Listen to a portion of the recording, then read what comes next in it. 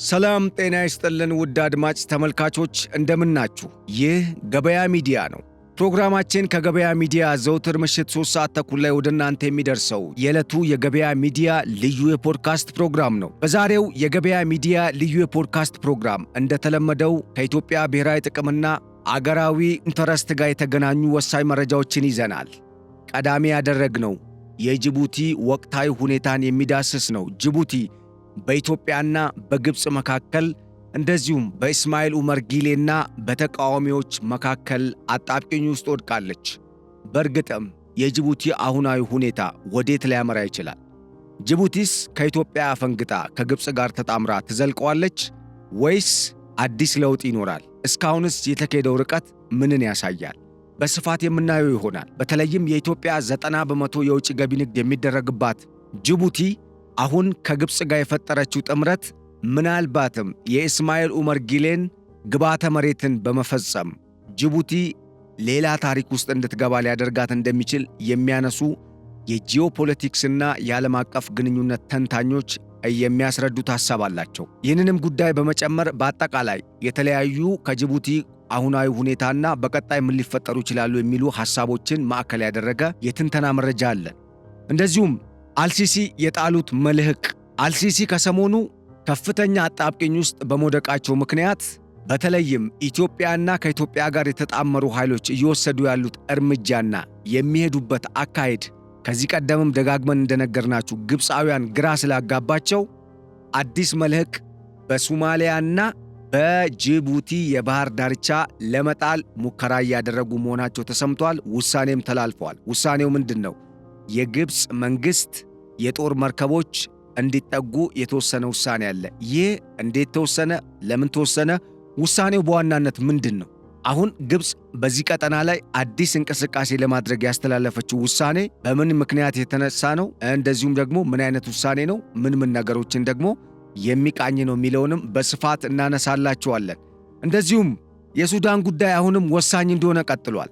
በተለይም ከሰሞኑ ድል እየቀናቸው ያሉት ጄኔራል ሙሐመድ ሐምደን ዳጋሎ ወይም ሄሚቲ በመባል በቅጥል ስማቸው የሚታወቁትና የፈጥኖ ደራሽ ኃይሉን የሚመሩት መቀመጫቸውንም በምዕራባዊ የሱዳን ግዛት በዳርፉር ክልል ኒያላ ከተማ ያደረጉት ጄኔራል ሄሚቲ አሁን ላይ ዋና የኢሳያስና የአልቡርሃን የውይይት አጀንዳ አንኳር ሐሳብ ሆነው ተነስተዋል። ከሰሞኑ ከሁለት ቀን በፊት ፕሬዝዳንት ኢሳያስ አፈወርቂ በሱዳን ፖርት ሱዳን በመገኘት ከአልቡርሃንና ግብፁ ግማሽ መንግሥት ጠቅላይ ሚኒስተር ካሜል ኤንዱሪስ ጋርም ውይይት አድርገዋል። እንደዚሁም ከዳርፉር ክልል መሪ ጋርም ውይይት አድርገዋል፣ ከቀድሞ ማለት ነው።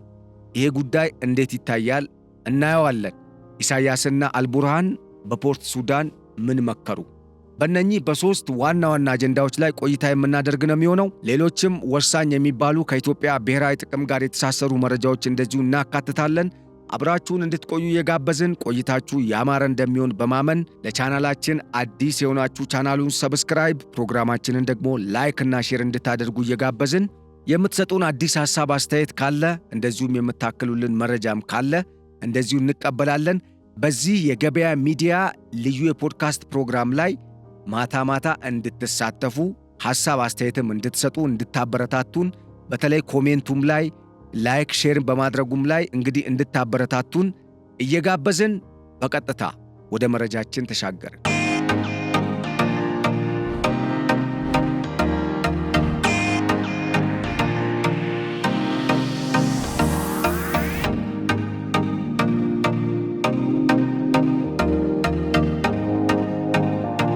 መልካም እንግዲህ የመጀመሪያ ቀዳሚ አጀንዳችን የምናደርገው የጅቡቲና የምስራቅ አፍሪካ ቀጠናዊ ሁኔታ፣ የጅቡቲና የኢትዮጵያ ሁኔታ፣ የጅቡቲና የግብፅና የጅቡቲ ሁኔታ፣ እንደዚሁም የኢትዮጵያና የግብፅ ሁኔታ በጅቡቲ ላይ የሚለውን ጉዳይ ነው የምናነሳው። እንግዲህ እንደሚታወቀው ጅቡቲ በምስራቅ አፍሪካና በአፍሪካም በጣም ትንሽዬ ከሚባሉ አገራት መካከል በቀዳሚነት የምትጠቀስ በጣም ስትራቴጂክ የሚባል የዓለም አቀፉ የንግድ መስመር መተላለፊያ የሆነውን ዋናውን የባበል መንደብ መግቢያን በእጇ የያዘች ወይም ደግሞ የምታዋስን የቀይ ባህርንም የህንድ ውቅያኖስ ሰሜናዊ ዳርቻንም የምታዋስን በአጠቃላይ ለትኩሳታሙ የቀይ ባህር ቀጠና ዋና መግቢያ በር ነች።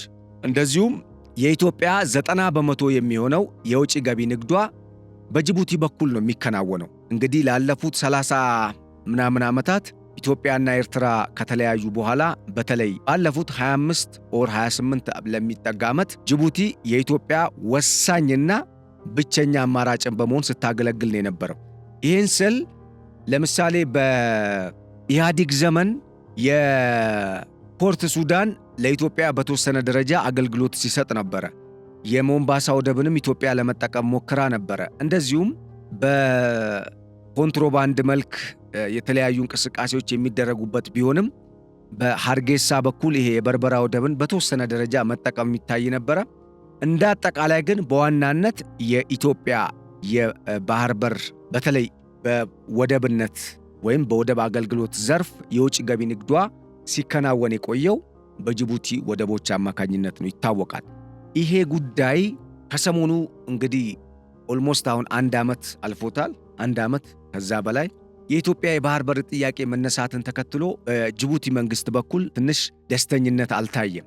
ደስተኝነት ካለመታየቱም በላይ ኢትዮጵያ አማራጭ የባህር በር ወይም ወደብ የምታገኝ ከሆነ ወይም ስል የባህር በርንና ወደብን አንድ አድርጌ አይደለም። የባህር በር ካገኘች አዲስ ወደብ ታገኛለች ነው ባጭሩ። ምክንያቱም የባህር በር በጣም ሰፊ ኮንሰፕት ነው። ቢኮዝ የባህር በር ውስጥ ምን አለ? ከዚህ ቀደም እንደነገርኳችሁ የባህር በር ሲባል አንደኛ የአንድን አገር የውሃ ግዛት ሉዓላዊ የውሃ ግዛት፣ ሁለተኛ የአንድን አገር ኤክስክሉሲቭ የተባለውን የኢኮኖሚክ ዞን ወይም ምጣኔ ሀብታዊ ዞን የሚባል አለ። ያንን በውስጡ ያቀፈ ነው። ከዛ በተጨማሪ በአንድ የባህር በር ውስጥ እንደ ባህር በሩ ስፋት 4ም 5ም 3ም 2ም ወደቦች ሊኖሩት ይችላሉ። አንድ አገር እንደየ ባህር በሩ ስፋትና እንደ ኢኮኖሚው አቅም ነው የሚወሰነው። ከዛ በተጨማሪ የአየር ንብረት ክልልንም በውስጡ የሚያካትት ነው። የባህር በር ያለው አገር የማንንም አገር ፍቃድ አይጠይቅም ዓለም አቀፍ በረራዎችን ሲያደርግ አንሌስ የሰው አየር ክልል ውስጥ ካልገባ ያንን ባህርን አልፎ ማለት ነው። ባህር ውስጥ እስካለ ግን ለምሳሌ ከኢትዮጵያ የባህር በር ቢኖራት የኢትዮጵያ አየር ወይም አውሮፕላኖች አይዘር ጅቡቲን ወይ ኤርትራን ወይ ኬንያን ወይ ሱዳንን ወይ ሶማሊያን ማስፈቀድ አይጠበቅባቸውም። የባህር በሩ ወይም የባህር በሩ ባህሩንም ስለሚያቀፍ እና የአየር ክልልንም በደንብ ስለሚይዝ ያ ባህር ደግሞ በዓለም አቀፍ ደረጃ የሁሉም ስለሆነ ከተጠቀሰው የባህር በር የአንድ አገር ባህር በር ሕጋዊ ግዛት ውጭ ያለው የሁሉም ስለሆነ ያለምንም ፍቃድ መብረር ይችላል በማንኛውም ሰዓት።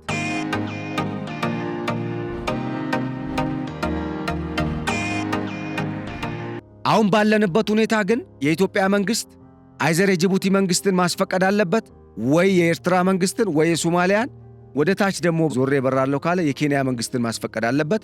ወደ ምዕራብ ደግሞ የሱዳንን የምናምን ምንትስ እያለ ሊቀጥል ነው ማለት ነው። ደቡብ ሱዳንን ማለት ነው። ወደ ሰሜን ደግሞ ከሄድን ሰሜን ሱዳንን እንዲህ እያለ እየቀጠለ ያስፈቀደ ሊሄድ ነው ማለት ነው።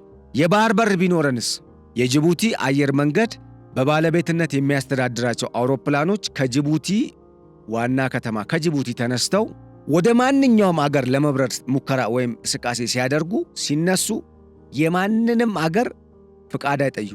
በየብስ ላይ የሌላ አገር አየር ክልል ውስጥ ገብተው ወይም ፍቃድ አግኝተው ካልተንቀሳቀሱና ለዛ አካባቢ ወይም እዛ እንደዚህ አይነት አካባቢ ውስጥ ሲገቡ የአየር ክልል ውስጥ ገብተናል የሚል ፍቃድ ቀድሞ እንዲጠይቁ ካልተገደዱ በስተቀር ለመነሳት ወደ ሆነ አገር በረራ ለማድረግ ማንንም አይጠይቁም። ኢትዮጵያ ግን ፍቃድ ትጠይቃለች። አሁን ለምን? ላንድ ሎክድ ነች፣ የተዘጋባት አገር ስለሆነች ማለት ነው። ስለዚህ ለማሳጠር ያክል የባህር በር ማለት በጣም ሰፊ ነው። ወደብን በውስጡ የያዘ የአንድን አገር የውሃ ላይ ግዛትን ሉዓላዊ ግዛትን ማለት ነው የአንድን አገር ጠቅላላ የኢኮኖሚ ዞን በሚል በ1980 እና 82 የወጣውን የዓለም አቀፉን የባህርና የጠቃላይ ውቅያኖሶችን የተመለከተውን የውሃ ሕግን ማዕከል በማድረግ የተፈቀዱ የአገራትን ግዛቶችና የውሃ ውስጥ ሀብቶችን በውስጡ የያዘ ነው። ስለዚህ ወደብ ብቻ እያልን እንድናወራ የሚያስገድዱን አውቀው እንደሆነ እንድትረዱ ፈልጋለሁ። ፐርፐዝሊ ነው፣ አውቀው ነው እንደዛ የሚሉን። የኛ የኢትዮጵያውያን ጥያቄ የባህር በር እንጂ ወደብ ብቻ አይደለም። አሁንም ደግሜ እናገራለሁ፣ የኛ የኢትዮጵያውያን ጥያቄ የባህር በር እንጂ የወደብ ብቻ አይደለም። ወደብ ከሆነ በንግድም በሌላ አማራጭም ሊገኝ ይችላል። ኢትዮጵያ የምትጠይቀው የባህር በር ነው። የባህር በር ደግሞ በውስጡ በርካታ ነገሮችን ይዟል። ባህር ሲኖረን በዓለም አቀፍ ደረጃ የወጡ ጥናቶች እንደሚያመላክቱት በባህር ክልል ውስጥ በተለይ ባህርና ውቅያኖስ ከፍተኛ የሆነ የነዳጅ ክምችት፣ የዓሣ ሀብት፣ የማዕድን ክምችት ወይም የማዕድን ሀብት እንደዚሁም ደግሞ ለቱሪዝም አገልግሎት፣ ለውጭ ገቢ ንግድ መገልገያ የሚሆኑ ፖርቶችን፣ ሌሎች በውሃ ውስጥ የሚደረጉ ጥናትና ምርምሮችን እንደገና ለወደብ የሚከፈሉ ወጪዎችን በማስቀረት ደግሞ ለአገሪቱ ለወደብ የምታወጣውን ወጪ ለልማት እንድታውል በማድረግ የዜጎችን ስደት የሚቀንስ የሀገርን ኢኮኖሚ የሚያሳድግ በተጨማሪ ደግሞ ሌሎች በጣም ወሳኝ የተባሉ ከደህንነትና ከጸጥታ ጋር የተገናኙ ለመንግስትም ለሕዝብም ለሀገር ህልውናም በጣም አሳሳቢ የሆኑ የጸጥታ ስጋቶችን ለመቅረፍ የሚያስችል ትልቅ አቅምን የሚፈጥር ወሳኝ ጉዳይ ነው የባህር በር ማለት። ኢትዮጵያ የምትጠይቀው ቀይ ባህር ላይ እየተንሳፈፉ ቀይ ባህር ላይ ከትመው 1500 ከዛም በላይ ኪሎ ሜትር ርቀት ሄዶ አንድን የወታደራዊ ኢላማ መምታት የሚችል መሳሪያን የታጠቁ ጠላቶቻችን በቀይ ባህር ቀጠና ላይ ቁጭ ብለው እኛ ላይ አፈሙዛቸውን አዙረው እያየን እንዴት ነው እጃችንን አጣጥፈን የምንቀመጠው? አንድ ያ ማለት የጸጥታ ስጋት አለብኝ። ሁለተኛው ጉዳይ ተፈጥሯዊ ሕጋዊና ታሪካዊ ወደቤ ነው፣ ግዛቴ ነው፣ የባህር በሬ ነው። አሰብም ወደቤ ነው። የባህር በሩ ደቡባዊ የቀይ ባህር ዳርቻ ከምጽዋ ወደብ ጀምሮ በስተደቡብ አቅጣጫ እስከ ጅቡቲ ዱሜራ ድረስ ያለው ግዛቴ ነው።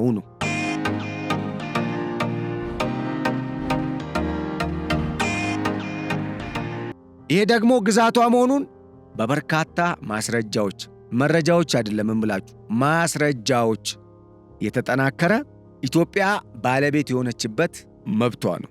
ያንን መብቷን ነው ኢትዮጵያ እየጠየቀች ያለችው። ይህንን መብቷን ስትጠይቅ ታዲያ በኃይል አግሬሲቭ በመሆን የሰው አገርን ወርሬ እንደዚህ አስከንድቼ እንደዚህ እከሌን ገድዬ እከሌን እንደዚህ አባልቼ ብላ አይደለም። ኢትዮጵያ የጠየቀችው እንዴት ነው? የባህር በሩ ላይ መብት አለኝ።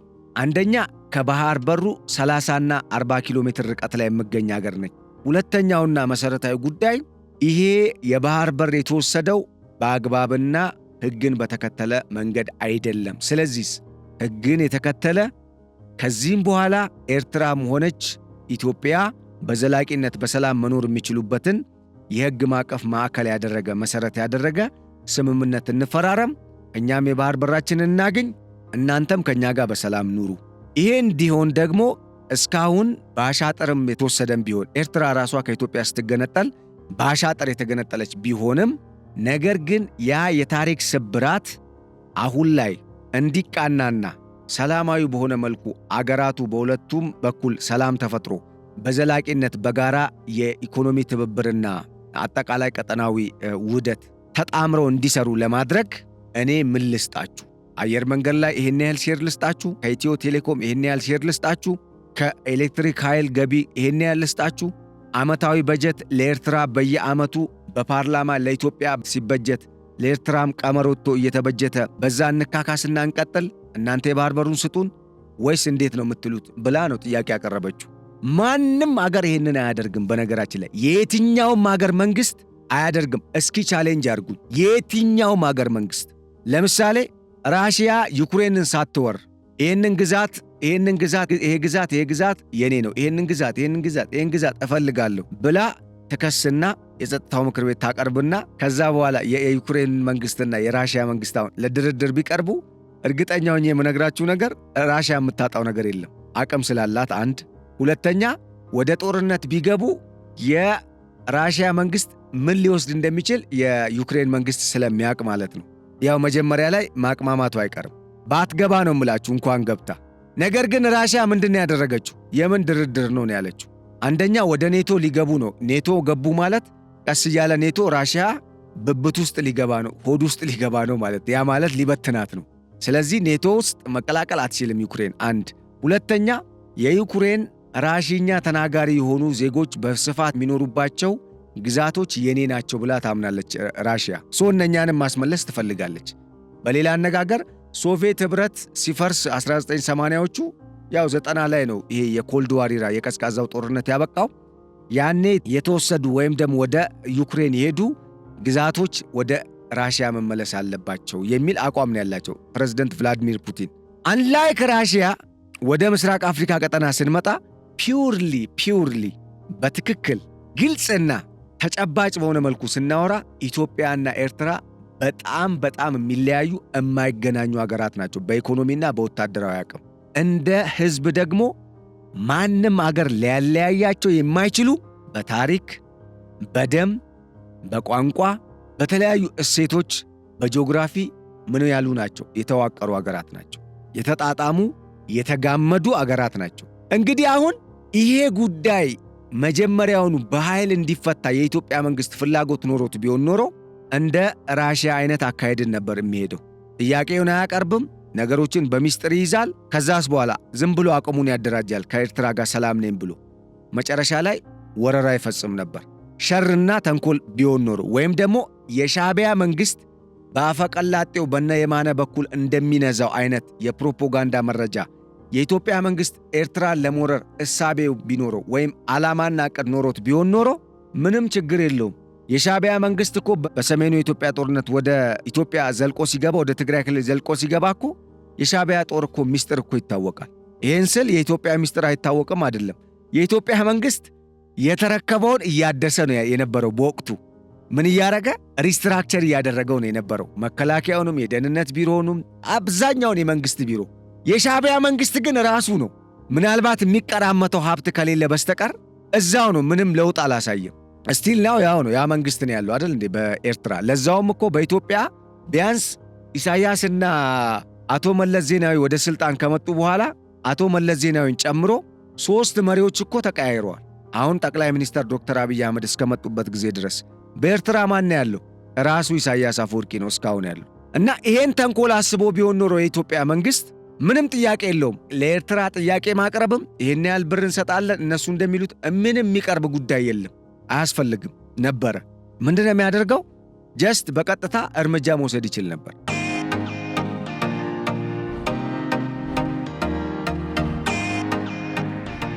አንዳንዶቻችሁ የሻዕቢያ መንግስት እኮ ባይረዳው የኢትዮጵያ መንግስት ምናምን የምትሉ አላችሁ። የሻዕቢያ መንግስት የረዳው በነገራችን ላይ ለራሱ ጥቅምና ለራሱ ዓላማ ሲል ነው። አንደኛ ቀንደኛ የትግራይ ህዝብ ጠላት የሻዕቢያ መንግስት ነው፣ ኢፒኤልኤፍ ነው። ኤርትራን ፒፕል ሊበሬሽን ፍሮንት በሚል የኤርትራን ህዝብም የጨቆነ የትግራይ ህዝብን ደግሞ የጨፈጨፈው የሻዕቢያ መንግስት ነው። ስለዚህ ጥላቻ አለው። ከማን ጋር? ቲፒኤልኤፍን ይጠላል። ስለዚህ ህወሓትን ስለሚጠላ ህወሓትን ለማጥፋት በሚል እንዴት የአንድን አገር ግዛት ጥሶ ገባ እንዳይባል የኢትዮጵያ መንግስት እንደዚህ አድርጎ ጋብዞኝ ነው የገባሁት ምናምን አለ። መጀመሪያ አልገባውም ነበር ያለው። የኢትዮጵያ መንግስት ገብቷልም አልገባምም አላለም እስካሁን። ለማንኛውም ብሎም ከሆነ ምንም አያቅትን የለውም።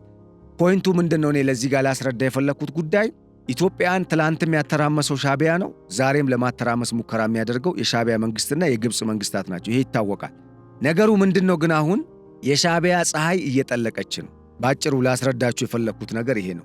ለምንድነው ከተባለ የባህር በሩን ጉዳይ የኢትዮጵያ መንግስት ቀድሞውንም በወረራ መያዝ ቢፈልግ ኖሮ አንዴ ከኢትዮ ቴሌኮም፣ አንዴ ከኢትዮጵያን ኤርላይንስ፣ አንዴ ደግሞ ከኤሌክትሪክ አገልግሎት ወይም እንደ ህዳሴ ግድብ፣ በለስ፣ ግልገል ግቤ፣ ኦቃ እነኚህ ሁሉ አጠቃላይ የኢትዮጵያ ኃይል ማመንጫ ግድቦች የሚያወጡትን ወይም የሚያመነጩትን ኃይል በአንድ ቋት ውስጥ በማጠራቀም ለተለያዩ የአገሪቱ አካባቢዎችና ለውጭ አገራትም የሚልከው ድርጅት ከሚያገኘው ገቢ ሼር ላድርግ አይልም ነበር የኢትዮጵያ መንግስት። ለምንድን ነው ይሄን የሚያደርገው ሲባል በግጭት ነገሮችን ፈር ማስያዝ እንደማይቻል ከኢትዮጵያ ከቀደመው ታሪክ መማር ስለሚቻል ያም ያንን ስለሚያሳይ ታሪኩ። ነገር ግን 1960ዎቹ ወደ ትግል እንደገባ አሁንም እዛው ያለው አስተሳሰቡን ይዞ የቀጠለው የሻዕቢያ መንግስት ኢትዮጵያ ያቀረበችውን የሰላም ጥያቄ ወደ ጎን በመተው ወደ ጸብ ነው የገባው። አሁን በዚህ ሰዓት ምን መጣ? እንደ ጅቡቲ፣ እንደ ሶማሊያ፣ ኢቭን ደቡብ ሱዳንና ሰሜን ሱዳንንም በማጣመር ኢትዮጵያን ለመክበብ ተሞከረ። ለምን? ግብፅ መጀመሪያም ኢትዮጵያን ከባህር በር ውጪ ማድረግና ድሃ እንድትሆን ማባላትና የተለያዩ ሃይማኖታዊ ብትሉ በነገራችን ላይ በሃይማኖትም እኮ ደቁ ሰውናል። በሃይማኖት ብትሉ በኢኮኖሚ ብትሉ በተለያየ መልኩ እኛ ላይ አሻጥር እንዲፈጠር እርስ በርስ እንዳንስማማ እንድንከፋፈል በማድረግ የተከፋፈለ እርስ በርስ የሚጠራጠር የማይተማመን ጠላትነት የበዛበት ማህበረሰብ ደግሞ እድገት ስለሌለው ያንን እኛ ላይ ለመጫን ሞክረው በርካታ ዓመት ሲያባሉን ነበር። በዛ ምክንያት አጀንዳቸውን ለማሳካት ይህንን ሐሳባቸውን ተፈጻሚ ለማድረግ ዋና ተዋናይና የነሱ የምስራቅ አፍሪካ ባለሙሉ ስልጣን አምባሳደር አድርገው የሾሟቸው ኢሳያስ አፈወርቂንና መንግስታቸውን ነው። ከዛ በኋላ በሀገር ውስጥ ያሉ ኃይሎችን ነው። ይሄ ይታወቃል። ይሄ ከሆነ ነገሩ እንዴት ነው የሚታየው የሚለውን ጉዳይ ወደ መቃኘት ተገባ በኢትዮጵያ መንግስት በኩል። ለምን የሻዕቢያ መንግስት ይህንን እውነታ በመካድና ኢትዮጵያ ያቀረበችውን ሰላማዊ ጥያቄ ወደ ጎን በመተው ወደ ጸብ ውስጥ መግባት ፍላጎት ስላለውና ጦሩንም ማደራጀት ኢትዮጵያ ውስጥ የእርስ በርስ ጦርነት በማስጀመር ማፋፋም ሲጀምር የኢትዮጵያ መንግስት ነገሩ ወደ ጅቡቲ እንደሚሄድም ስለተረዳ አዲስ የባህር በር መፈለግ ግዴታ ሆነበት።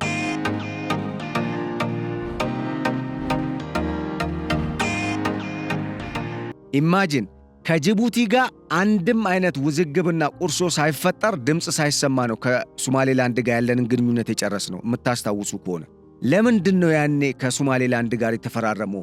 ምን ማለቱ ነው መንግስት እየተባለ በርካታ ወሬዎች፣ ሐሜቶች፣ አሉባልታዎች ሲነዙ ነበር። ውሎ አድሮ ግን በየዓመቱ በየ2 ዓመቱ በየ5 ዓመቱ ከፍተኛ ታሪፍ እየጨመረች የወደብ ገቢዋን እያጠናከረች እኛን ልታቆረቁዝ የሞከረችው ጅቡቲ ተመልሳ ነገሩን አይታ ኢትዮጵያ ከሶማሌላንድ ጋር የጀመረችው ግንኙነት የኔን ገቢ ይቀንሳል በሚል ፊቷን ወደ ግብፅና ወደ ሻዕቢያ ዞረች። ይሄ ጉዳይ ነው ዛሬ ጅቡቲን አጣብቂኝ ውስጥ የከተታት። ለምን?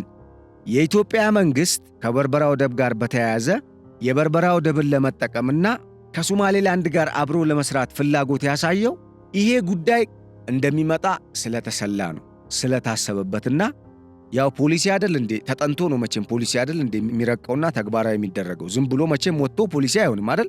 ስለዚህ ቀጠናዊ የጂኦ ፖለቲክስና አጠቃላይ ማህበራዊ ኢኮኖሚያዊ እንቅስቃሴዎችና ምን አይነት ሁኔታ ነው አሁን ያለው፣ በቀጣይስ ምንድነው ሊኖር የሚችለው የሚለውን አናሊሲስ የኢትዮጵያ ፖሊሲ ሜከሮች ሲሰሩ ያው በርካታ ምሁራን ይሳተፉበታል። ኦብቪየስሊ የሚታወቅ ነው። ጅቡቲ ወደዚህ ስኳድ ወይም ስብስብ መቀላቀሏ የማይቀር ሆኖ አገኙት። ስለዚህ አማራጭ መፈለግ አለበት። ዝም ብለን ትንፋሽ ሳናወጣ ሆነ አሁን ውጤታማ ሆኖ አሁን እዚህ ጋር እንድትረዱ የምፈልገውና የጅቡቲ መንግስትም ያልተረዳው ነገር ምንድነው? ኢትዮጵያ የባህር በሩን የፈለገችው ከጅቡቲ ጋር ያላትን ግንኙነት ለማቋረጥ ስለምትፈልግ ወይም ደግሞ ጅቡቲ እንድትጎዳ ስለምትፈልግ ወይም ጅቡቲ ላይ ጉዳት ለማምጣት አስባ አይደለም። ኖ ዌይ! በምንም ተአምር ኢትዮጵያ ጅቡቲን የመጉዳት ፍላጎት የላት። ጥያቄው እሱ አይደለም። ጅቡቲ ግን ኢትዮጵያ የባህር በር ስትፈልግ ቀድሞ የነበረው ህዝብና አሁን ያለው የህዝብ ቁጥር የማይመጣጠን ስለሆነ አንድ፣ ሁለተኛ በቀጣዮቹ 2025 እና 2030 2050 ላይ የኢትዮጵያ ህዝብ ቁጥር ምን ያህል ሊሆን እንደሚችል የኢትዮጵያ መንግስት ፎርካስት ሲያደርግ መረጃው የሀገር ውስጥ ንግድንም የበለጠ እንዲያድግና እንዲስፋፋ ስለሚያደርግ በአንድ አገር ወደብ ብቻ ላይ ተመርኩዞ የሚሸፈን የኢትዮጵያ ፍላጎት እንደማይኖር ስላረጋገጠ ይልቁንም የኢትዮጵያ የውጭ ገቢ ንግድ ፍላጎት በርካታ ወደቦችን አብዞርብ ለማድረግ አንድ ላይ ለማምጣት ወይም ደግሞ ለመጠቀም የሚያስገድድ ሆኖ ስለተገኘ በጥናት ላይ የተደገፈ አካሄድ ነው። ምክንያቱም አሁን ራሱ እኮ የጅቡቲ ወደብ ብቻውን የኢትዮጵያን ኢኮኖሚ መሸከም አልቻለም። ስለዚህ አማራጭ ወደብ ያስፈልጋል። ይሄንን ግን የጅቡቲ መንግስት አልተረዳም። እንደውም ምንድን ያለው ገቢ ይቀንሳል። ስለዚህ ከአሸባሪውም ከተሸባሪውም ጋር አብሬ በመስራት ራሴን ግን ሳይለንት ሆኜ ነገሮች ሳይታወቁብኝ አሸባሪውን በመርዳት ተሸባሪውን ደግሞ በማዳከም ጥቅሜን ላስጠብቅ። ያ ማለት ምን ማለት ነው? አሸባሪው እነ ግብፅና እነ ሻዕቢያ ናቸው። ተሸባሪዋ ኢትዮጵያ ነች ወይም የኢትዮጵያ መንግስትና ህዝብ ነው። እነሱ እነ ግብፅና ሻዕቢያን ያጠናክራሉ፣ ይደግፋሉ። ከዛ ኢትዮጵያን ያዳክሙና የኢትዮጵያ መንግስት ከጅቡቲ ወደብ ውጪ ሌላ አማራጭ የለኝም የሚል እሳቤ ላይ እንዲደርስ እጅ ለማሰጠት ነበር። ሌላው ጉዳይ ደግሞ በጣም የተሳሳቱትና በተለይ የእስማኤል ኡመር ጊሌ መንግስት እስካሁንም ማረም ያልቻለውና ከስተቱም እንዳይማር የጋረደበት ነገር እንዳለ የሚያሳየው ምንድነው? አሁን የባህር በር በእጇ ሳይኖር ቀርቶ አይደለም። የባህር በሩን በእጇ አስገብታ እንኳን የጅቡቲ ወደብን እማትተው መሆኗን ነው። ለምን? ከዚህ ቀደም በደርግ ዘመነ መንግሥት አንድ ጥናት ወጥቶ ነበር። የጅቡቲ ወደብ የህንድ ውቅያኖስን ነው የሚያዋስነው። በሰሜን በኩል ደግሞ የቀይ ባህርን ነው። ኦብቪየስሊ ይታወቃል። በሌላ በኩል የአሰብ ወደብና አሁን ምጽዋ ወደብን ጨምሮ የሚያዋስኑት የቀይ ባህርን ነው። የቀይ ባህር ጥልቀትና የህንድ ውቅያኖስ ጥልቀት፣ የባህሩ ጥልቀት እኩል አይደለም። በዚህ የተነሳ ግዙፍ መርከቦች በአብዛኛው ሊቆሙና ወይም ደግሞ ሊንሳፈፉ የሚችሉት የጅቡቲ ወደብ አካባቢ ነው። ይሄ በደርግ ዘመነ መንግሥት እኮ ተሞክሮ የጅቡቲ ወደብ አስፈላጊ ነው፣ ሊተው የማይችል እንደሆነ ተረጋግጧል።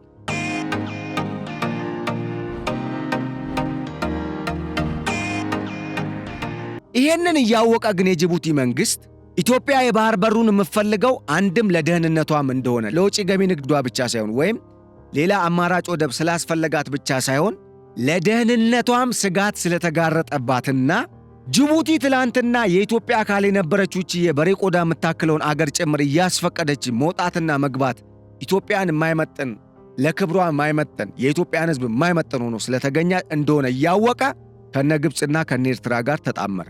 ስለዚህ የተለያዩ አሸባሪ ቡድኖችን ለማደራጀት ሞከረ። በተለይ በበርበራ ወደብ በኩል ኢትዮጵያ መርከብ የምትጠቀም ከሆነ ወይም የውጭ ገቢ ንግድ የምታደርግ ከሆነ ፓይረቶችን፣ የባህር ላይ ወንበዴዎችን እዛ ጋር በማሰማራት ያ የንግድ መስመር እንዲታወክ ለማድረግ ማለት ነው። ለምን መሰላችሁ? ዛሬ ሚስጥር ይወጣል። ምክንያቱም ብዙ ሰው አንድ የማይረዳው ነገር አለ ወይም ያልተረዳው። በእርግጥ ሁሉም ሰው ይረዳዋል ብሎ ማሰብ ይከብዳል። የጅቡቲ መንግሥት እስካሁንም ሰላማዊ የውጭ ገቢ ንግድ እንዲደረግ በወደቡ አማካኝነት ሲያደርግ የነበረው ከወደብ ገቢው እኮ ለኤርትራ መንግሥት ሼር ይሰጣል። አለበለዚያ ኢሳያስ አፈወርቂ ወንበዴ ይልክበታል። ስለዚህ እነኚህ ሰዎች እኛ ላይ የሚጣመሩት ዝም ብለው አይደለም። እንዲገባችሁ ሰዎች፣ ለአገራችሁ ያላችሁን ክብርና ቦታ መቀነስ የለበትም። ማንም ይምራ ማንም መንግሥት ይሁን፣ አሁን ጥያቄው ኢጎ ያለበት ሰው እከሌ ለምን የባህር በሩን አሳካው፣ ለምን የባህር በሩን አመጣው የሚለው ኢጎ ካልሆነ፣ ይሄ ጨለምተኛ አስተሳሰብ ካልሆነ በስተቀረ የባህር በሩን ኢትዮጵያ እንድትቆናጠጥ በእጇ እንድታስገባ አንድ ላይ በህብረት ብንቆም ምንድን ነው የሚጎዳን? ኢጎ ያለበት ሰው ካልሆነ በስተቀር፣ ምቀኛ ካልሆነ በስተቀር ለሕዝብ ጥቅም እታገላለሁ የሚል ማንኛውም ኃይል አሁን በእርግጠኝነት የምነግራችሁ ነገር የባህር በሩ አጀንዳ የሚገርም አጀንዳ ነው። የሚገርም የሀገር አጀንዳ፣ የሕዝብ አጀንዳ ነው። እዚህ ላይ መንግሥትን ከማዳከም ከመንግሥት ጋር ጦር ከመማዘዝ ከመንግሥት ጋር አብሮ መስራት ለኢትዮጵያ በእጅጉ ይጠቅማታል። ያው ዞሮ ዞሮ እኛ ሆነን የምንጠቀመው እኮ የኢትዮጵያ ሕዝብ ነው የሚጠቀመው፣ ኢትዮጵያውያን ነው የምንጠቀመው። ማን ይጠቀማል? እስኪ ያስቡት። እኛ ስንባላ ግን እነሱ ምን እያደረጉና ምን አይነት ትርፍ እያገኙ እንደነበር ታውቃላችሁ። እሱን ዝርዝር ውስጥ አልገባም፣ ጊዜ ስላለው ይነሳል። ያው በጊዜው ጊዜውን እየጠበቀ ምክንያቱም ኢትዮጵያ የባህር በር በማጣቷ ምክንያት እድገቷ ምን ያህል ተገታ፣ ምን ያህል ገንዘብ አጣች፣ ምን ያህል ጉዳት አስተናገደች የሚለው በጥናት የሚወጣበት ቀን አለ። ያን ጊዜ እናወራበታለን። እና እዚህ ጋር ምንድነው እንድትረዱ የምፈልገው ነገር የበርበራ ወደብን ስትጠቀም ኢትዮጵያ መጠቀም ስትጀምር በርበራ ወደብ እንዲታወክ ወደ በርበራ ወደብ የሚሄዱ መርከቦች ሰላማቸው እንዲናጋ ለማድረግ አሸባሪን ያሰማራው የኢስማኤል ኡመር ጊሌትን መንግሥት ያኔ ኢትዮጵያ አሰብ ወደብን ትታ ምጽዋ ወደብን ትታ ያው ተነቅጣ ማለት ነው በአሻጥር ከተወሰደባት በኋላ የጅቡቲ ወደብን ስትጠቀምና ኤርትራ አገር ከሆነች በኋላ የኢሳያስ ስሌት የነበረው ኢትዮጵያ ለኤርትራ እየከፈለች የምጽዋና የአሰብ ወደብን እንድትጠቀም ነው የነበረው። ስለዚህ የኢትዮጵያ መንግሥት ደግሞ ዝም አለና ዘጋና ወይም በነበረው ሁኔታ ያው ምን እንዳሳለፍን ታውቃላችሁ። ወደ ጅቡቲ ወደብ መጥቶ በጅቡቲ ወደብ ብቻ መጠቀም ሲጀምር የሻዕቢያ መንግሥት እኮ ወንበዴ ለማሰማራት እንቅስቃሴ አድርጎ ነበር። የባህር ላይ ወንበዴዎች ልክ የሶማሊያ ባህር ዳርቻ ላይ ያሉ የፓይረት የሚባሉ ፓይረቶች እነኚህ የባህር ላይ ወንበዴ የሚባሉ ቡድኖችን እኮ አደራጅቶ አሰልጥኖ ለማሰማራት ሞክሮ ነበር። እነሱ ግን ምን አደረጉ? በእንትን ምክንያት ነው የተጣላ ነው አሉ። በደሴት በዱሜራ ደሴት በምን ተጣልተናል፣ ከጅቡቲ ጋር ተጣልተው ነበር፣ ጦር ተማዘው ነበር። ከዛ በቃ እሰጣለሁ ብሎ እኮ ነው ኢስማኤል ኡመር ጊሌ በግብፅ አደራዳሪነት ይሄ የጅቡቲ ወደብ በቃ ለኢትዮጵያ የሚሰጠውን የወደብ አገልግሎት እንዲሰጥ ጅቡቲ ከምታገኘው ለኢሳያስ አፈወርቂ ሼር እንድትሰጥ፣ በሌላ በኩል ደግሞ የአሰብ ወደብ ላይ እንደተባለው ምንም አይነት እንቅስቃሴ ሳይደረግ ጀስት ይቀመጥ፣ የሆነ ጊዜ እጠቀመዋለሁ ወይም የሆነ ጊዜ የሆነ እኔ የምፈልገው በኢትዮጵያ ውስጥ የሚንቀሳቀስ መንግስት ሲመጣ እንዲጠቀም አደርገዋለሁ ብሎ ነው ኢሳያስ አፈወርቂ ጦሩን ሲያደራጅ የከረመው። አሁን ይሄ ሁኔታ በኢትዮጵያ መንግስት የተለየ አካሄድ ስለተበላ ስለተነቃ የኢትዮጵያ መንግስት ኖዌይ ጅቡቲም እንዳለች እንጠቀማለን ወደቡን፣ ነገር ግን ለጅቡቲ የአየር ክልል እያስፈቀድን ጅቡቲን እንደገና በኤርትራ በዚህ ጋር ተቆልፎብን ሶማሊያ በዛ ጋር ቆልፋብን የምንዘልቅበት ሁኔታ የለም። ዲስ ኢዝ በጣም ክሪቲካል መደነቅ ያለበት አይዲያ ነው። እንደውም ለምን ከተባለ አስቡት፣ አሻጥሩ እኛ ለነሱ በምንከፍለው 4 እና 3 ቢሊዮን ዶላር እየተቀራመቱ በዓመት እየተካፈሉ ኑሯቸውን ሲገፉ የኛ ወጣቶች ኢትዮጵያውያን ደግሞ በህንድ ውቅያኖስና በቀይ ባህር እየሰመጡ በህገወጥ ጀልባ ሲሄዱ እየሰመጡ ይሞታሉ። ግማሹ በሊቢያ በረሃ በቻድ ሌላው ደግሞ ሜዲትራኒያን ባህር ደርሶ የሚሰምጠው አገር ነው። የምታውቁት ነገር ነው።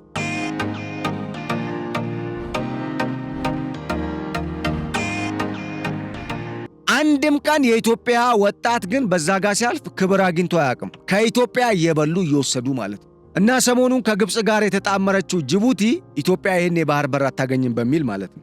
የተባበሩት አረብ ኤምሬትስና እስራኤል በህንድ ውቅያኖስ ጫፍና ወይም ሰሜናዊ አቅጣጫና በተለይ በቀይ ባህር መግቢያ ከባበል መንደብ ከፍ ብሎ በየመንና በኤርትራ ፊት ለፊት ወይም ቀይ ባህር ማዕከል ላይ ደቡባዊ ቀይ ባህር የባህር ዳርቻ ላይ ማለት ነው የሚገኘውን የሃኒሽ ደሴትን መቆጣጠራቸውን ተከትሎ ግብፅ ከፍተኛ ስጋት ውስጥ ወደቀች። ለምንድን ነው የወደቀችው? እዚህ አካባቢ ላይ የሆነ እንቅስቃሴ ከተደረገ እላይ እንደ ቦኖ ቆራጭ በስዊዝ ካናል ጋር ከሚያልፉ መርከቦች የምትሰበስበው ገቢ ይቀንሳል። ባለፈው ዓመት ብቻ 6 ቢሊዮን ዶላር ገቢ ነው ያጣችው። 9 እና 10 ቢሊዮን ዶላር በዓመት የምታገኘው ግብፅ 4 ቢሊዮን ዶላር ብቻ ነበር ያገኘችው። ስለዚህ ወደ ጅቡቲ ወደብ ልጠጋ ብላ አሁን ውሳኔ ያስተላልፋለች። ይሄ ሁኔታ ደግሞ ምን ያመጣ? የኢትዮጵያ መንግስት አፍንጫው ስር ግብፅ መታ ጅቡቲን አንቃ ለመውሰድ ስትሞክር ዝም የሚል አይሆንም። ምክንያቱም የህልውና ጉዳይ ነዋ። 130 ሚሊዮን ህዝብ እዚህ ጋር ተቀምጦ 1 ሚሊዮን የማይሞላ 900 ሺህ ምናምን የሆነ ህዝብ እኛ ላይ በር ዘግቶ ሲቀመጥ መቼም ኢትዮጵያዊ ዝም ይላል ብሎ ማሰብ መቼም ሞኝነት ነው የሚመስለው። ምክንያቱም በእኛ ኢኮኖሚ ሽንኩርቱ ከኛ፣ ቃሪያው ከኛ፣ ሳር ሳይቀር ሳር እንደዚህ ጎዝጉዞ ቡና ለሚያፈሉበት ከኢትዮጵያ ነው የሚወስዱት። የሚገርማችሁ የምሬን ነው የምነግራችሁ። ጫቱ ከኛ፣ ፍራፍሬው ከኛ፣ ጁሱ ከኛ፣ እንጀራው፣ ጤፉ፣ ሁሉ ነገር ከኢትዮጵያ ነው የሚሄደው።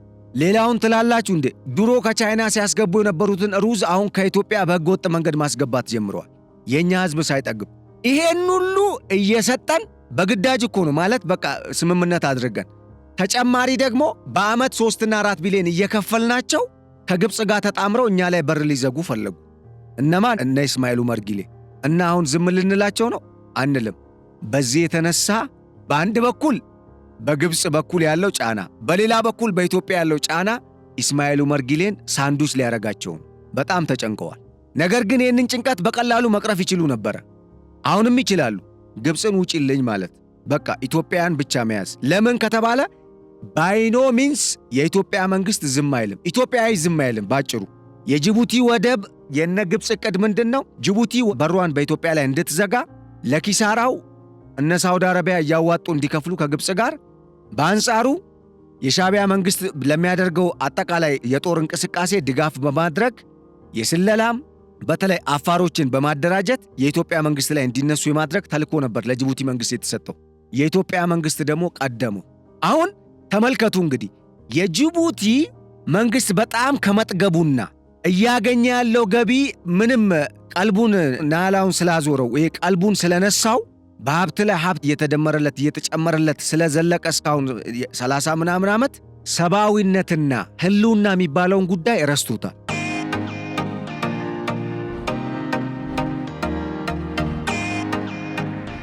ይሄ ምስኪን ህዝብ ምን አደረገ? 130 ሚሊዮን ህዝብ የኢትዮጵያ ህዝብ ምን አደረገ? ውሃ ከኢትዮጵያ ነው የሚሄደው። ኤሌክትሪክ ከኢትዮጵያ ነው የሚሄደው። ምን የቀረ ነገር አለ? ግብፅ አንድ ነገር ሲንግል አንድ ምንድነው አቡ ወለድ የሚባል እንትናል እና ኒዶ ወተት ታቀርባለች። እሱም የኢትዮጵያ ገበያ ውስጥ የሆነ ሰዓት ላይ ከፍተኛ የሆነ የገበያ ድርሻ ነበረው። አሁን ወጥቷል።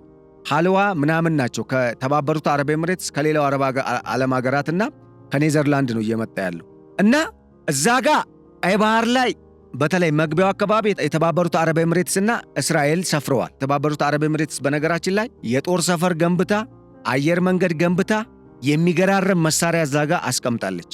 ሶኮትራ ደሴትንም የህንድ ውቅያኖስ ሰሜናዊ አካባቢ በተለይ ወደ የመን ባህር ዳርቻዎች አልፈው የሚሄዱ መርከቦችንም መቆጣጠር የሚያስችል በጣም ስትራቴጂክ ቦታ ነው። ደሴት ነው። በቀድሞ የኢትዮጵያ ነበረ። በእርግጥ በኋላ ላይ የየመኖች ሆኗል። የመኖችን ደግሞ ተቀብላቸዋለች። ኦልሞስት ያንን ደሴት የራሷ አድርገዋለች። እዚህ ጋር ስጋቱ ውስጥ ወደቀች።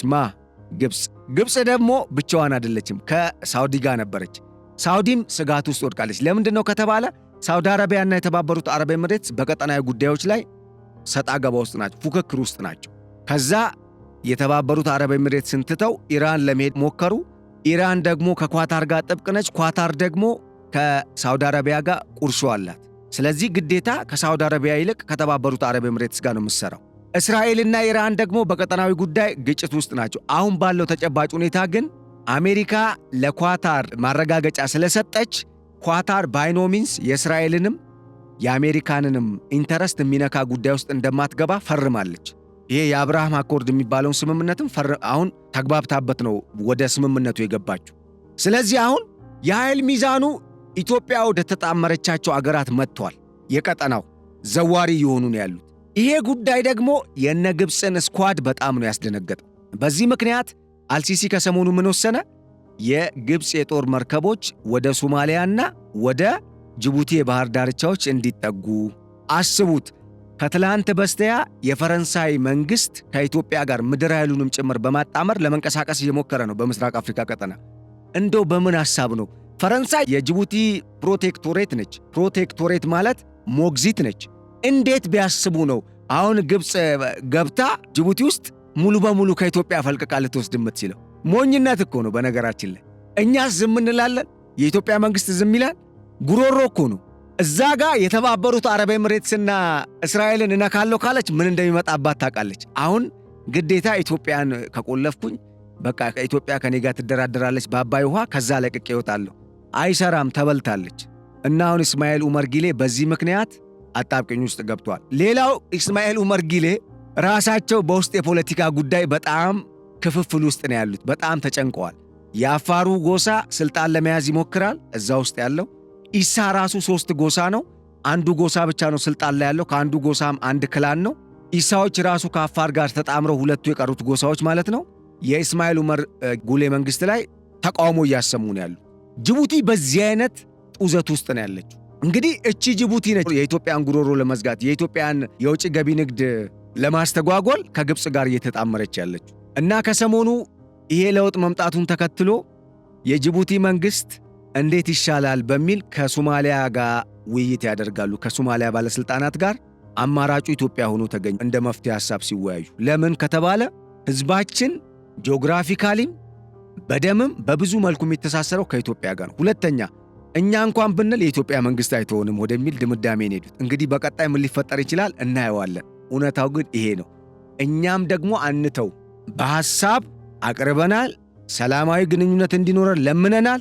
በርካታ ጊዜ አንዴ ኪራይ ሲጨምሩ፣ አንዴ ታሪፍ እያሉ ኮታ ሲጥሉ ሲያሰቃዩን የነበሩት። በነገራችን ላይ ያንን ችለን ዛሬ ላይ ደርሰናል። ካሁን በኋላ ግን ቀልድ የለም። እንደውም የታሪክ ዶሴ እንገልጻለን። ጅቡቲ ወደ ኢትዮጵያ መመለስ ነበረባት። ኢትዮጵያ ወደ ጅቡቲ ዘልቃ መግባት ነበረባት። የደርግ መንግስትን በተመሳሳይ ጊዜ የመንግስት ለውጥ ሲደረግ እንደምታደርገው ግብፅ ቢዚ አድርጋ ነው ጅቡቲንም እንድንተው ያደረገችን ባሻጥር። ስለዚህ አሁን ወደዚህ የሚመጡ ከሆነ ያው ይታያል። ይህን ስል በስሜት አይደለም። ይሄ የህልውና ጉዳይ ነው። በምንም ተአምር ጅቡቲ እኛ ላይ በር ልትዘጋ አትችልም።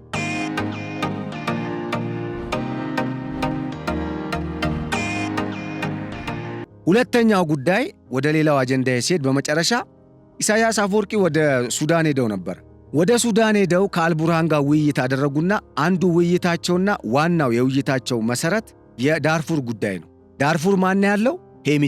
ሄሚቲ ላይ ውይይት ሲያደርጉ ምንድን ነው ያሉት? ስለ ሄሚቲ ኤርትራ የአልቡርሃን መንግስት ፊቱን ወደ ኢትዮጵያ እንዳያዞር የያዘችበት ነገር አላት። ደቡብ ምስራቅ ሱዳን ውስጥ የሚንቀሳቀሱ የጎሳ ታጣቂዎችን በተለይ ከቢኒያምር ጎሳ ጋር የሚገናኙ ጎሳዎችን በስፋት ወደ እጇ አስገብታ እያሰለጠነችም ነው የምትገኘው። እነኛን ነው ምለቀብ እያለችው። አልቡርሃን ደግሞ ሄሚቲን እንደ ኢትዮጵያ፣ ሱዳን፣ ደቡብ ሱዳን ራሷ ደቡብ ሱዳን፣ ኬንያ፣ ቻድ፣ ሊቢያ፣ የተባበሩት አረብ ኤምሬትስ እና ምዕራቡ ዓለም ይደግፈዋል ብሎ ስለሚያስብ አሰላለፉን ከግብፅ ጋር አድርጓል። አሁን ከሰሞኑ የሄሚቲ ጦር ከፍተኛ የሆነ የድሮንም የጀትም እንደዚሁም የምድር ጦር ጥቃትም እየፈጸመ ከመሆኑ ጋር ተያይዞ የሱዳን ብሔራዊ ጦር ይዞታዎችን እየተቀማ ነው ያለው ወይም እየተሸነፈ ነው ያለው። ድል እየተደረገ ነው። ያው ጦርነቱ ላይ ሄሚቲ ያሸንፈዋል ማለት አንችልም አሁን ባለው ሁኔታ። ለምን ጦርነት እንደ ንፋስ ነው፣ ተቀያያሪ ነው። ዛሬ የሆነ ቦታ ሲያዝ ነገ ደግሞ አንዱ ሌላ ቦታ ሊይዝ ይችላል። አጠቃላይ ስሜቱን ግን ስናይ አግሪጌቱን ድምሩን ስናይ አሁን ባለው እንቅስቃሴ የአርኤስኤፍ ጦር ኤልፋሸርን ከተቆጣጠረ በኋላ ከፍተኛ በሚባል ደረጃ አድቫንስ እያደረገ ነው፣ እየተጠጋ ነው ያለው ወደ መሃል እና እንቅስቃሴውንም በድሮን በጀት የታጀበ እያደረገ ነው። እግረኛ ጦሩን እየከለለ ድጋፍ እየሰጠ ያለው ይሄ ሁኔታ ደግሞ ኢሳይያስ ከፍተኛ ጭንቅ ውስጥ እንዲወድቁ አድርጓቸዋል። ለምን? ሄሚቲ ጦርነቱን የበላይ ሆኖ የሚቋጭ ከሆነ ወደ ድርድር መጥተው በግብፅ እንደሚባለው ሳይሆን በአልቡርሃን መንግስትም እንደሚነዛው ሳይሆን ጦርነቱ ሜዳ ላይ በሄሚቲ የበላይነት እየተወሰደ ስለሆነ ሄሚቲ ወደ ካርቱም አካባቢ መጥቶ ወደ ድርድር የሚገባ ከሆነ ሲቪል አስተዳደር በሱዳን ይመጣል። ያ ሲቪል አስተዳደር ደግሞ ከግብፅ ጋር አይቆምም፣ ከኤርትራም ጋር አይቆምም። በሌላ አነጋገር ኤርትራ እጇን ታስወጣለች ወይ ዘመቻ ነው የምታካሄደው በሱዳን ላይ። ያን ጊዜ ደግሞ ሱዳናውያን አጌኒስት ኤርትራ ይሆናሉ። ግልጽ ይሆናል ማለት ነው ጠላትነቱ። ይሄ እንዳይፈጠር ስጋት ውስጥ ስለወደቁ፣ ምክንያቱም ምንም አጋር የላቸውም። አሁን ግብፅ እንደነገርኳችሁ በዚህኛው ጉዳይ ተጠምዳለች። አሁን ግብፅ የነ እስራኤልና የነ ተባበሩት አረብ ኤምሬትስ አካሄድ ስላሰጋት ሳውዲ አረቢያ የምትሰጣትን አጀንዳ ይዛ ከሳውዲ አረቢያ ጋር በቀጠናዊ ጉዳዮች ላይ እዛ ጋር ጅቡቲና የመን ላይ የሚደረገው መፋፋም ላይ ነች። አሁን ኤርትራ እዚህ ጋር ኢሳይያስ መላጣ ሆኖ ስለቀሩ ወይም አልቡርሃንን ብቻ ስለሆነ የተጣመሩት አልቡርሃን እንዲያሸንፍ እነኚህን የጎሳ ታጣቂዎች ነው ሳዋ ያሰለጠኑ ነው። የሰለጠኑትን በከፊል ወደ ሱዳን ለማስገባት ከዛ በአየር ኃይልም በምድር ጦርም የተደገፈ የራሳቸውንም ጦር ድጋፍ በመስጠት የሄሚቲ ጦር ላይ ሁሉን አቀፍ ዘመቻ ለመክፈት ነው ውይይት ያደረጉት።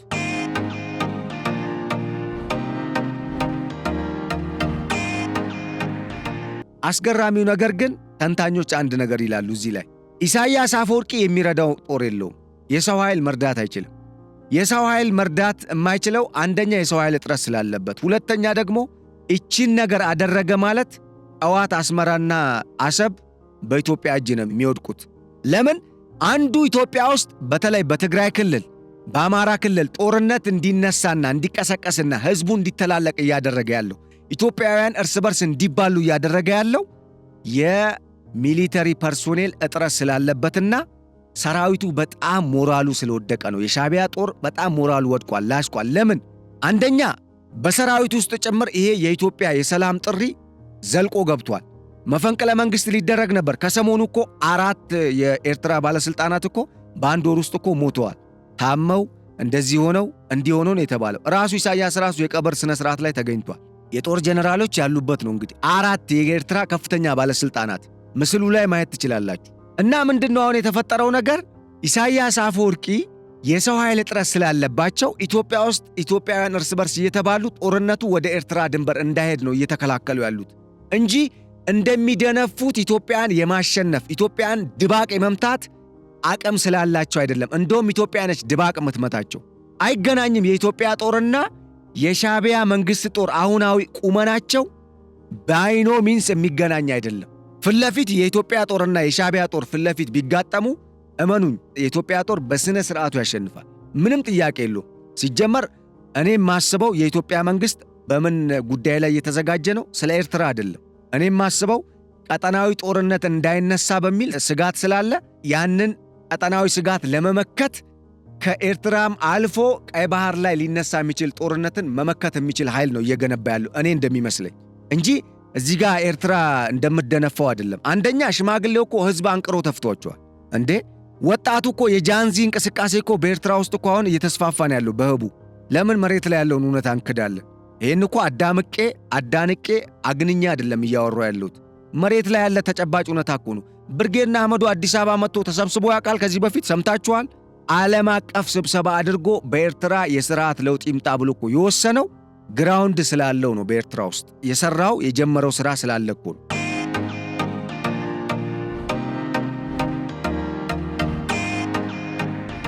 እዛ ጋር የቀይ ባህር አፋሮች ሪፍረንደም ይካሄድ እያሉ ጥያቄ እያነሱ ነው። አሁን አይደለም ይሄ ጥያቄ የተነሳው፣ በኢህአዲግ ዘመን አፍኖት ነው እንጂ መንግስት ዝም ብሎ ከኤርትራ ጋር ጦርነት ውስጥ አልገባም ብሎ አፍኖት እንጂ ተነስቷል። ያ ጥያቄ አዲስ ነገር አይደለም። የኢትዮጵያ መንግስት አሁን እንዳስነሳው እንዳፋፋመው ማድረግም ትክክል አይደለም።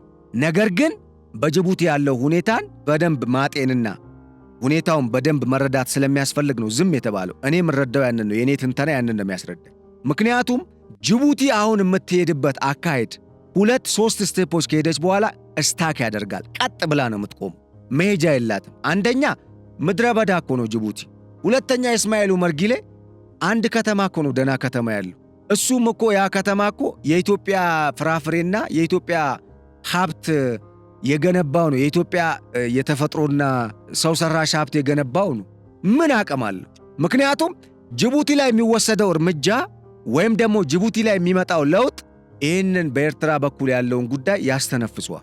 አንድ ሁለተኛ ጉዳይ ጅቡቲ አደብ ገዝታ ከኢትዮጵያ ጋር ብሯን እንደቀደመችው ያው የወደብ ኪራዋን እየሰበሰበች መኖር የምትፈልግ ከሆነ ከኢትዮጵያ መጠቀሙን እንደ መቀጠል በሰላማዊ መንገድ የምትፈልግ ከሆነ የኢትዮጵያ መንግስት ቀጥሎ የሚሄድበትን እርምጃ እናያለን። አብረን ነው የምናየው። እና ምን ለማለት ፈልጌ ነው፣ ኢሳያስ አፈወርቂ ለአልቡርሃን ለማሰማራት የፈለጉት ጦር በአፍ ደረጃ እንጂ በተግባር አይደረግም። ለምን?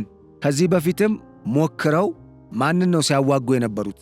በኢሳያስ አፈወርቂ ስም፣ በኤርትራ በሻዕቢያ ጦር ስም ኤርትራ ነው የረዳችሁ በሚል ጦር ስም የማን ጦር ነበር ሱዳን ውስጥ ሲዋጋ የነበረው? ይህንን ታቁታላችሁ።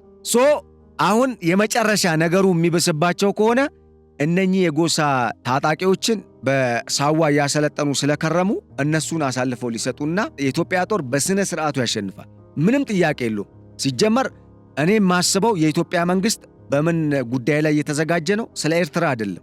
የአልቡርሃንን ጦር አደራጅተው ሄሚቲ ላይ ጥቃት ለመፈጸሙ። ምክንያቱም አሁን እንድትገነዘቡና ይሄ የቀጠናውን ስዕል በደንብ እንድታዩ የምፈልገው በምን መልኩ ነው? ኢሳያስና አልቡርሃን አሁን እየሄዱበት ባለው አካሄድ ድጋፍ አልባ እየሆኑ መጥተዋል። ሁለቱ ናቸው አሁን አንተነ የኔ ተስፋ እኔ ነኝ አንተ ተስፋ እየተባባሉ ያሉት። ይሄ ጉዳይ ደግሞ ሄዶ ምን ሊያመጣ ይችላል? ሳንዱች ሊሆኑ ይችላሉ። ለምን? እቺ ጅቡቲና ሱዳን ውስጥ ያለችው ጉዳይ በሄሚቲ እዚህ ጋር ደግሞ እስማኤል ኡመር ጊሌ አደብ የሚገዙ ከሆነ ወደ ትራኩ የሚመለሱ ከሆነ አለበለዛ ደግሞ እሳቸው እንኳን የማይመለሱ ከሆኑ አፋሮች ሌላ ችግር ይፈጥራሉ ጅቡቲ ውስጥ። ምክንያቱም ግድ ነው፣ የማይቀር ነው። አሁን ራሱ የ77 ዓመቱ ፕሬዝደንት ኢስማኤል ኡመር ጉሌ ለ6ኛ ዙር ምርጫ አወዳደራለሁ ብለው ሕገ መንግሥት ሲያሻሽሉ የዕድሜ ገደብንም ሲያነሱ ከሕገ መንግሥት ውስጥ ከአንቀጽ ውስጥ ከፍተኛ ተቃውሞ ነው የተነሳው። ከጦር ኃይል ውስጥ ጭምር መፈንቅለ መንግሥት ለማድረግ ቴክኦቨር ለማድረግ ሙከራ እየተደረገ ነው። ይሄ በስሜት የሚነገር ነገር አይደለም። ስንት ጊዜ ነው በዚህ ላይ መረጃ የወጣው? የፈረንሳይ መንግሥት ለምን ከኢትዮጵያ ጋር የተጣመረ ይመስላችኋል? መቼም እስኪ ተመልከቱ። ሚዲያዎች ሰሞኑን ምን ሲዘግቡ ነበር? የአሜሪካ ጀነራል ዳግቪን ኤማር አንደርሰን ኢትዮጵያ መጥተው ነበር። ምን አውርተው ሄዱ? ከኢትዮጵያ ጋር ነግረናችኋል። የፈረንሳይ ጦር ኃይል አዛዥ ወይም የአገሪቱ ኢታማዦር ሹም የምድር ኃይል መሪ ጀነራሉ ራሳቸው ጀነራሎቹ ኢትዮጵያ መጥተው አውርተውን ሄዱ ከኢትዮጵያ መንግሥት ጋር። ምን ይመስላችኋል? ዝም ብለው ነው የሚመጡት? አይደለም። ኢትዮጵያ የባህር በሩን እንደምታገኝ ተረጋግጧል። ይሄ ማለት ይህን ስላችሁ ዛሬ ነው ነገ ነው አልላችሁም። እሱን ኤግዛክትሊ መናገር አይቻልም። ነገር ግን እርግጠኛውን የምነግራችሁ ነገር በባሌ የሚሆን በቦሌ በጓሮ የሚሆን በፊት ለፊት ይሄ ጉዳይ እውን መሆኑ እንደማይቀር ነው። አትሸወዱ ነው። አሁን መጨረሻ ላይ ኢሳያስ አፈወርቂ አሁን አጣብቅኙ ስለገቡ ግዴታ አልቡርሃን እኮ ድጋፍ እንዲፈልግላቸው አሰማርተዋል፣ ጠይቀዋል፣ ነግረናቸዋል ትላንት። ዛሬ አሁን ደግሞ ሌላው ምንድን ነው? ሄሚቲ ላይ ዝመት። የሄሚቲ ግስጋሴ አንተንም ከፖርት ሱዳን ሊያስወጣ ነው። ለምን? ከፖርት ሱዳን በኋላ ያለው ባህር ነው። ባህር ውስጥ ከገባ ደግሞ ትሰምጣለህ ነው ያሉት አልቡርሃን። ይህን የሚያደርጉት ግን ለአልቡርሃን ብለው አይደለም፣ ለራሳቸው ነው። ለምን? ሱዳን ውስጥ ሄሚቲ የበላይ ሆኖ ካለቀ ጦርነቱ ኢትዮጵያ ቀጠናውን የምትቆጣጠርበት አንድ ብቻ ሳይሆን 2-3 ቁልፍ በእጇ ይገባል። እነኚህ ቁልፎች ምንድናቸው? በቀጣይ የገበያ ሚዲያ ልዩ የፖድካስት ፕሮግራም ተመልሰን በትንታኔ እናያቸዋለን። አብራችሁን ስለዘለቃችሁ በእጅጉ እያመሰገንኩ ለዕለቱ ያዘጋጀንላችሁ የገበያ ሚዲያ ልዩ የፖድካስት ፕሮግራም እስካሁን የተከታተላችሁትን ይመስል ነበር። ስለነበረን ቆይታ በማመስገን መልካሙን ሁሉ ተመኘን። ቸር ሰንብቱልን። ሰላም።